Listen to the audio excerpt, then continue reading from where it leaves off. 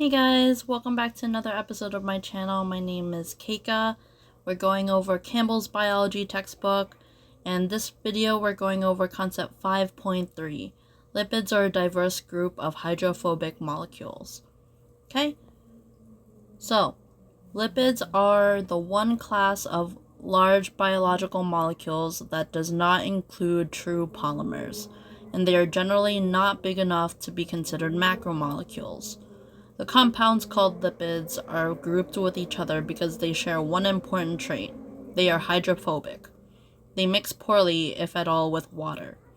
This behavior of lipids is based on their molecular structure. Although they may have some polar bonds associated with oxygen, lipids consist mostly of hydrocarbon regions with relatively non-polar carbon-hydrogen bonds. Lipids are varied in form and function.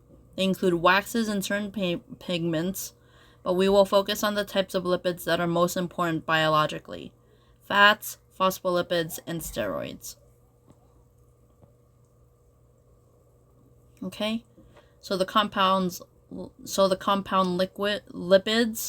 lipids are grouped together because they are hydrophobic. They do not use polymers. They're not large enough to be considered a macromolecule. Mixes poorly, if at all, with water. Consists mostly of hydrocarbon regions with relatively nonpolar carbon-hydrogen bonds. And examples include waxes, pigments, fats, phospholipids, and steroids. Fats. Although fats are not polymers, they are large molecules assembled from smaller molecules by dehydration reactions, like the dehydration reaction described in 5.2a. A fat consists of a glycerol molecule joined to 3 fatty acids. Glycerol is an alcohol. Each of its three carbons bear a hydroxyl group. A fatty acid has a long carbon skeleton, usually 16 or 18 carbon atoms in length. The carbon at one end of the skeleton is part of the carboxyl group, the functional group that gives these molecules the name fatty acid. The rest of the skeleton consists of hydrocarbon chain. The relatively nonpolar carbon-hydrogen bonds in the hydrocarbon chains of fatty acids are the reason fats are hydrophobic. Fats separate from water because the water molecules hydrogen bond to one another and exclude the fats. This is why vegetable oil, a liquid fat, separates from the aqueous vinegar solution in a bottle of salad dressing.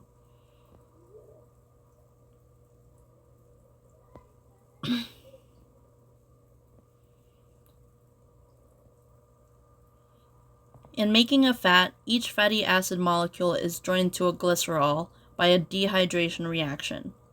This results in an ester linkage, a bond between a hydroxyl group and a carboxyl group. The completed fat consists of 3 fatty acids linked to one glycerol molecule. Other names for a fat are triacylglycerol and triglyceride. Levels of triglycerides are reported when blood is tested for lipids. The fatty acids in a fat can all be the same, or they can be 2 or 3 different kinds, as in figure 5.9b. The terms saturated fats and unsaturated fats are commonly used in the context of nutrition. These terms refer to the structure of the hydrocarbon chains of the fatty acids. If there are no double bonds between carbon atoms composing a chain, then as many hydrogen atoms as possible are bonded to that carbon skeleton. Such a structure is said to be saturated with hydrogen, and the resulting fatty acid is therefore called a saturated fatty acid. An unsaturated fatty acid has one or more double bonds, with one fewer hydrogen atom on each double bonded carbon. Nearly every double bond in naturally occurring fatty acids is a cis double bond, which creates a kink in the hydrocarbon chain wherever it occurs. So we're just going to review cis and trans double bonds real quick. Okay. So just to review real quick, cis trans isomers, which are like different types of variation in architecture of organic molecules. So these are like molecules that have similar bonds or similar elements or the same amount, but because of their structure, they're a little bit different. So as you can see, cis-trans isomers depend on the double bond, but they can either be on the same side here, the element, or they could be on opposite sides. So what they're trying to say about the fatty acid is that they are usually cis isomers, meaning that the X's are on the same side of the double bond. For the unsaturated fatty acid. Yes. Okay. And just to go over this real quick, the saturated fat, at room temperature, the molecules of a saturated fat, such as the fat in butter, are packed together closely, forming a solid. Okay. So here we see the structural formula of a saturated fat molecule, and this is what it looks like with the space-filling model. And for unsaturated fat, at room temperature, the molecules of an unsaturated fat, such as olive oil, cannot pack together closely enough to solidify because of the kinks in some of their fatty acid hydrocarbon chains. So this is the main difference here. The unsaturated fats have kinks in their structural formula and their space-filling model. They have kinks due to the cis double bond. Whereas this is straight. So because it's straight, it can pack together more closely. And because this is kinked, this leaves space in between the molecules, therefore keeping them a little further apart so they cannot solidify. Okay?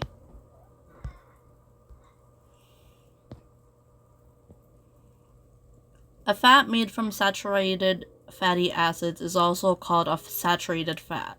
Most animal fats are saturated. The hydrocarbon chains of their fatty acids, the tails of the fat molecules, lack double bonds, and their flexibility allows the fat molecules to pack together tightly. Saturated animal fats such as lard and butter are solid at room temperature. In contrast, the fats of plants and fishes are generally unsaturated, meaning that they are composed of one or more types of unsaturated fatty acids. Usually liquid at room temperature, plant and fish fats are referred to as oils. Olive oil and cod liver oil are examples. The kinks where the cis double bonds are located prevent the molecules from packing together closely enough to solidify at room temperature.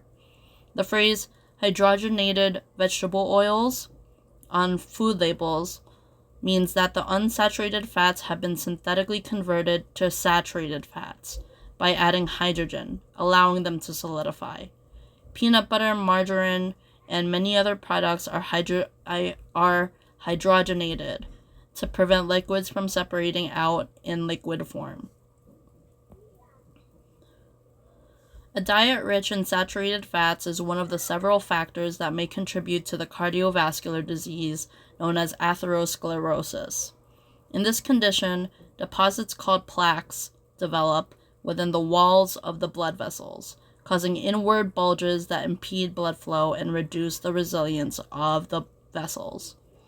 The process of hydrogenating vegetable oils produces not only saturated fats, but also unsaturated fats with trans double bonds. Remember, because with unsaturated fats, they are cis double bonds. But when you hydrogenate it, it flips it. So I guess it results in a trans double bond. And it appears that trans fats can contribute to coronary heart disease. Because trans fats have been commonly baked because trans fats have been especially common in baked goods and processed foods, the U.S. Food and Drug Administration, the FDA, requires nutritional labels to include information on trans fat content. In addition, the FDA has ordered U.S. food manufacturers to stop adding trans fats to foods. Globally, the World Health Organization has stated a goal of eliminating industrially produced trans fats by 2023. Over a third of countries worldwide have already passed such regulations. The major function of fats is energy storage. The hydrocarbon chains of fats are similar to gasoline molecules and just as rich in energy. A gram of fat stores more than twice as much energy as a gram of a polysaccharide, such as starch. Because plants are relatively immobile, they can function with bulky energy storage in the form of starch. Vegetable oils are generally obtained from seeds, where more compact storage is an asset to the plant. Animals, however, must carry their energy stores with them, so there is an advantage to having a more compact reservoir of fuel, fat. Humans and other mammals stock their long-term food reserves in adipose cells, which swell and shrink as fat is deposited and withdrawn from storage.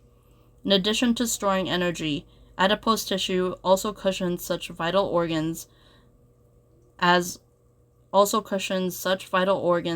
kidneys, and a layer of fat beneath the skin insulates the body. This subcutaneous layer is especially thick in whales, seals, and other marine mammals, insulating their bodies in cold ocean water. Okay, so for fats, I wrote, fats are not polymers. They are large molecules assembled from smaller molecules by dehydration reactions. A fat is a glycerol molecule plus 3 fatty acids. Glycerol is an alcohol with 3 carbons bearing a hydroxyl group.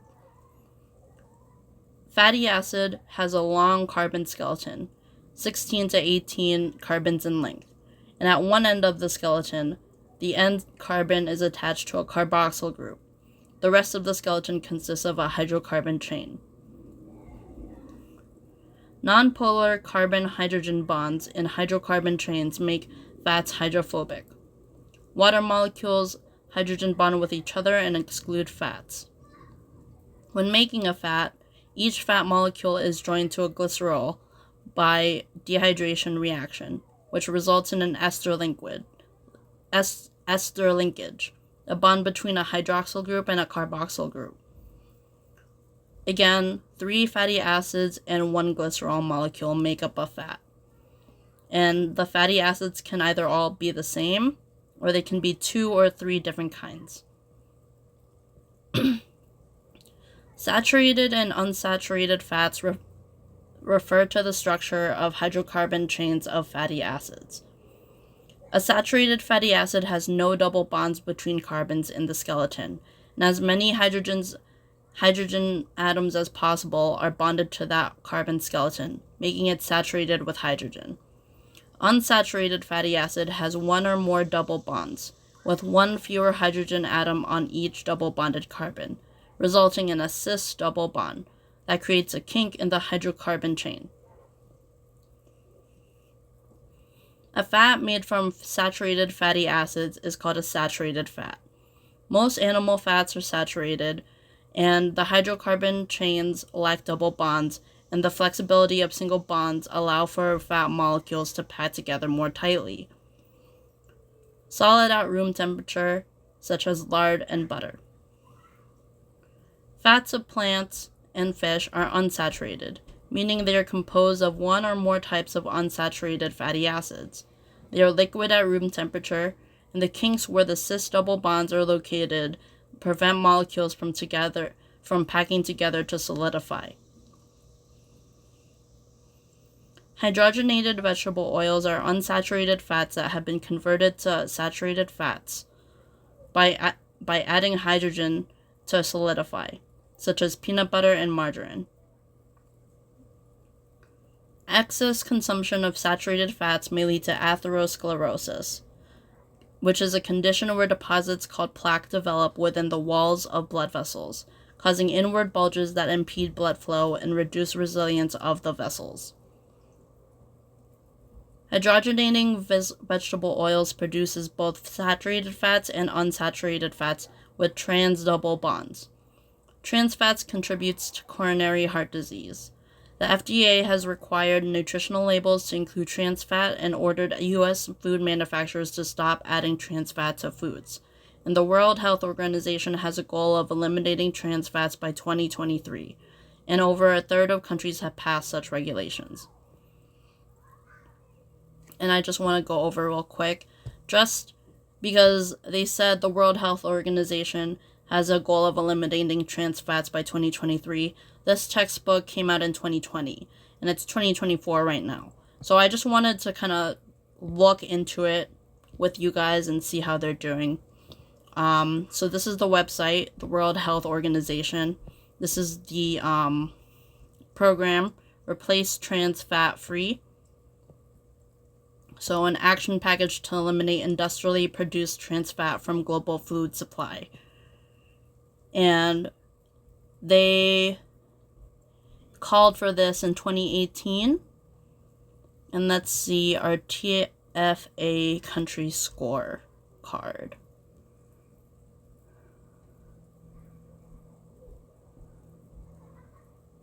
So it seems that more than half of the world's population is currently covered by mandatory TFA limits.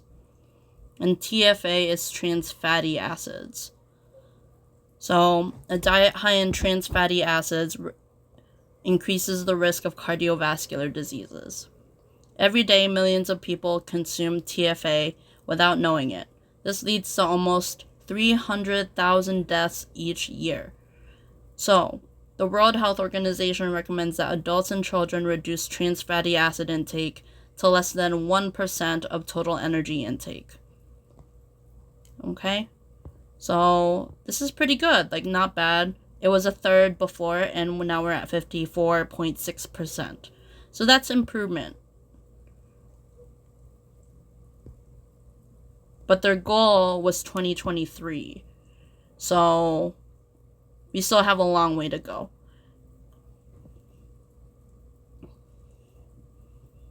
Okay. And let's see.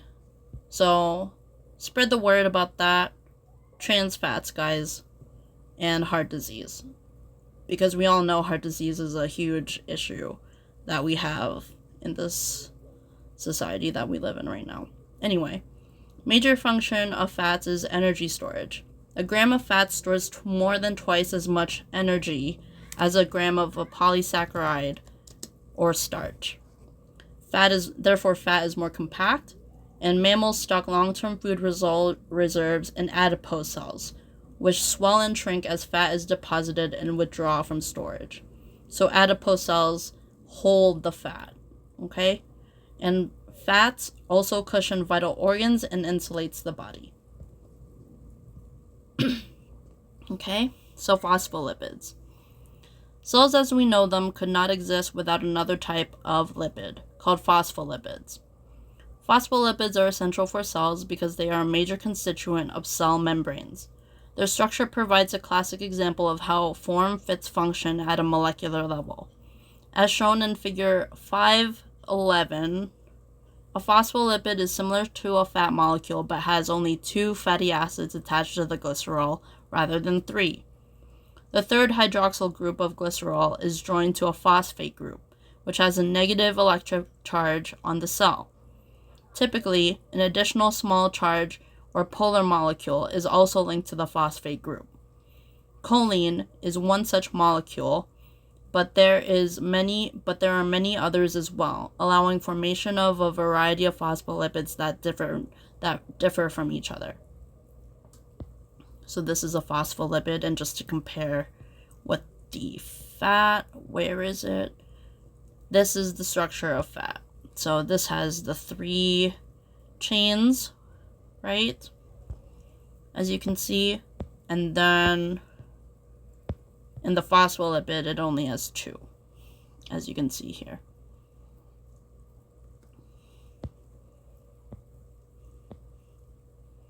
The 2 ends of phospholipids show how different behaviors are with respect to water.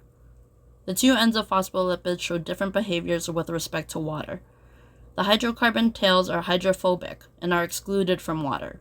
However, the phosphate group and its attachments form a hydrophilic head that has an affinity for water. When the phospholipids are added to water, they self-assemble into a double-layer sheet called a bilayer that shields their hydrophobic fatty tails from their hydrophobic fatty acid tails from water. At the surface of a cell, phospholipids are arranged into a similar bilayer. The hydrophilic heads of the molecules are on the outside of the bilayer, in contact with the aqueous solutions inside and outside of the cell. The hydrophobic tails point towards the interior of the bilayer, away from the water. The phospholipid bilayer forms a boundary between the cell and its external environment, and establishes separate compartments within eukaryotic cells. In fact, the existence of cells depends on the properties of phospholipids. And I just want to show you guys this video real quick, just a part of it, to show you the bilayer. The structure of a phospholipid. I wonder if I can skip. Yeah. Okay. So, this is the hydrophilic head, which interacts with the inside. Let's just say this is the outside of the cell, and this is the inside of the cell, which consists of an aqueous solution, which, remember, it's a water solution with some solutes. Okay? So the hydrophilic heads with the phosphate groups are on the outside interacting with water, while the hydrocarbon tails, which are hydrophobic, kind of move inwards. So whenever phospholipids interact with water, it forms this bilayer. It forms this structure where the hydrophilic heads go to the outside, and then the hydrocarbon tails stick on the inside, inward. Okay?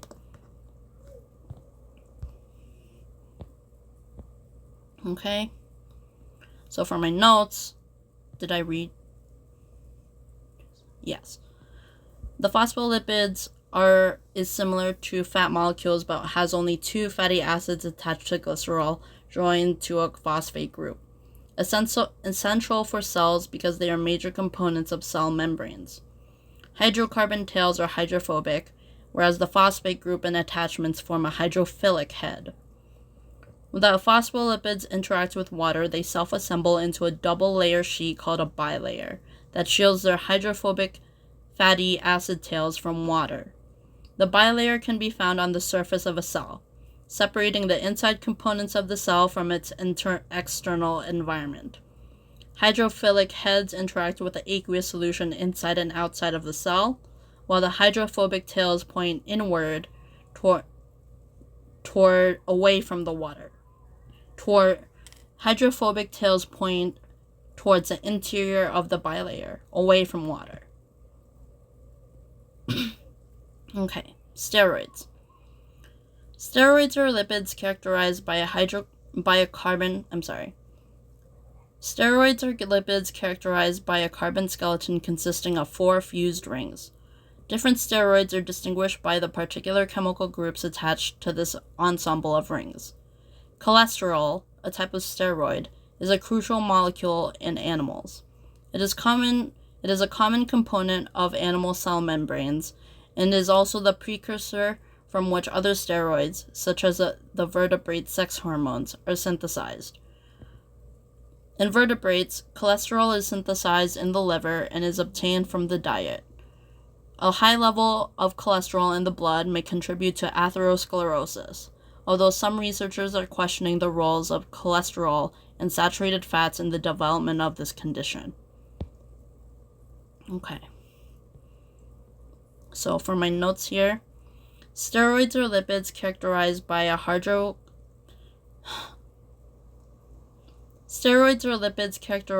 carbon skeleton consisting of 4 fused rings. A different steroid equals different chemical groups attached to the rings. Cholesterol is a steroid, component of cell membranes. It's a precursor for the synthesis of sex hormones, and it's synthesized in the liver and obtained through diet. Increased levels of cholesterol in the blood may lead to atherosclerosis, and research on the role of cholesterol and saturated fats on atherosclerosis development is being done right now. And just to go into this real quick,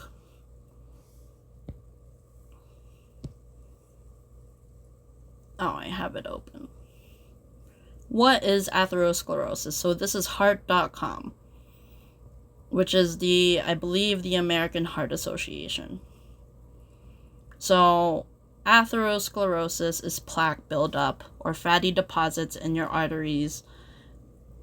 Okay? And these deposits are made up of cholesterol, fatty substances, cellular waste products, calcium, and fibrin, a clotting material in your blood. Okay? So as plaque builds up, which is this hard substance of all these materials listed here, the wall of the blood vessel thickens because it has to pump harder. So think of like plaque as buildup inside a pipe, and it makes the circumference of the actual pipe itself, and I'm using the analogy pipe for our blood vessels, right? It makes the blood, so it narrows the channel within the artery, reducing blood flow. It says so right here. I was trying to think of it myself. And so when you have reduced blood flow, it reduces the amount of oxygen and nutrients reaching the body. And so you guys are probably wondering why I'm going through this right now. So this atherosclerosis, this development of plaque in your blood vessels, is actually the precursor for other conditions that are more serious. So such as coronary heart disease, angina, carotid artery disease, peripheral artery disease, and chronic kidney disease, right? So when you have atherosclerosis, this puts you at risk for so many other conditions that, because like not only, and this is just, these examples that they listed here are cardiovascular, except for the kidney disease, the chronic kidney disease. But these are mainly like heart conditions. But because it reduces blood flow and the amount of oxygen and nutrients going to your body, you're actually receiving less energy to your organs and to your brain and everything as a result of this. So it affects your entire system, your entire body. And this is a huge issue in our country right now. Like, a lot of people die from cardiovascular diseases, and it starts with this, atherosclerosis. So I figured it'd be important to kind of bring this up now. And I hope that you guys take that into consideration when you're looking into your diet and when it comes to trans fat and cholesterol and saturated fats. So that is the end of this chapter, you guys. Concept 5.3, lipids are a diverse group of hydrophobic molecules. Next video, we'll be going over proteins. We'll be going over concept 5.4. Proteins include a diversity of structures resulting in a wide range of functions. Okay, so take care of yourself, you guys, and I'll see you guys next time. Take care.